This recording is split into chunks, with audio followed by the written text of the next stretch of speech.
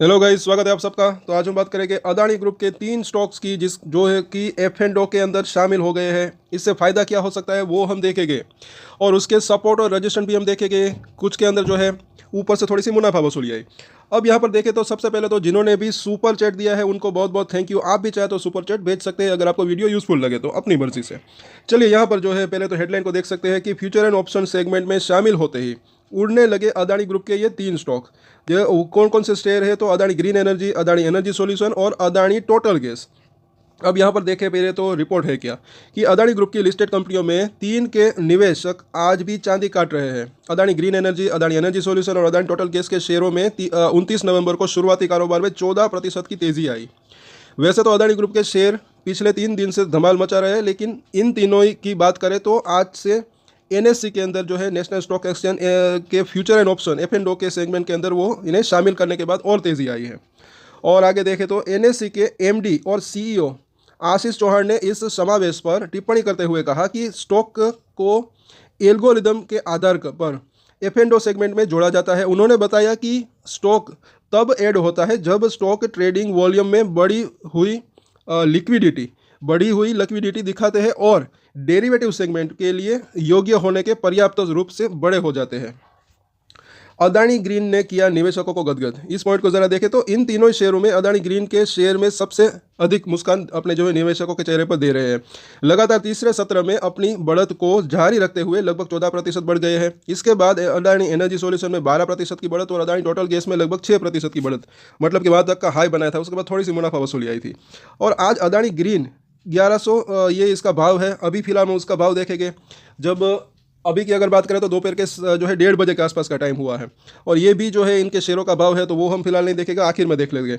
और F and ओ में शामिल होने के कारण तीनों स्टॉक के ट्रेडिंग वॉल्यूम में उल्लेखनीय वृद्धि हुई, जिसमें 1 घंटे से भी कम समय में उनके 1 महीने के डे ट्रेडिंग औसत के आधे से अधिक जो है शेयर ट्रेड किए गए। बता दें कि निफ्टी 50 इंडेक्स में शामिल होने के लिए किसी भी स्टॉक के लिए एफ एंड ओ सेगमेंट में शामिल होना अनिवार्य है। एफ एंड ओ सेगमेंट आने से क्या होगा फायदा, तो ये जरा देखें इस पॉइंट को कि एफ एंड ओ सेगमेंट में शामिल होने जाने से इन काउंटरों में लिक्विडिटी बढ़ने की उम्मीद है और निवेशकों को स्टॉक में हेजिंग और सट्टा ट्रेडिंग दोनों के अवसर मिलेंगे।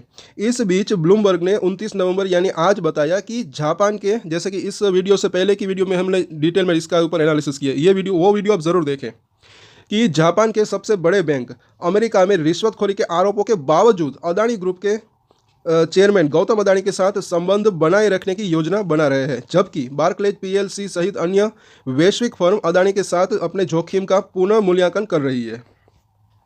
और इस मामले से परिचित लोगों ने ब्लूमबर्ग की रिपोर्ट में कहा कि Sumitomo Mitsui financial group Inc और Mitsubishi UFJ financial group Inc ने भी पीछे हटने की कोई योजना नहीं बनाई है और बाद में ज़रूरत पड़ने पर नए फंडिंग के लिए तैयार रहेंगे।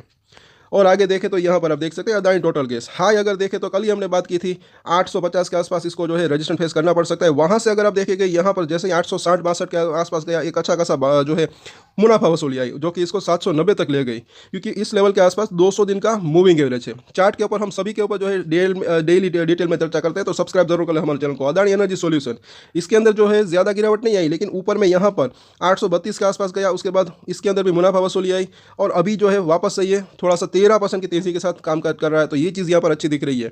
इसके भी सपोर्ट और रजिस्ट्रेशन हम देखेंगे शाम को, क्लोजिंग कहाँ पर होती है वो देखना मायने रखता है। और यहाँ पर देखें आगे अदानी ग्रीन एनर्जी, तो ये भी जो है इसको भी मुझे ऐसा लग रहा है कि 1300 रुपये के आसपास एक जो है हर्डल का सामना करना पड़ सकता है। पहले भी यहाँ पर इसने हाई बनाया, अभी भी इस लेवल के आसपास कामकाज हो रहा है। और यहाँ पर अगर हम देखें तो ये जो है ओवरऑल इसकी पूरी की पूरी रिपोर्ट है। और देखिए प्रॉफिट बुकिंग की अगर बात करें तो कई बार मैंने कहा कि एक चीज़ है कि थोड़ा थोड़ा करके खरीदना, थोड़ा थोड़ा करके बेचना, वो एक अच्छी स्ट्रेटजी रह सकती है।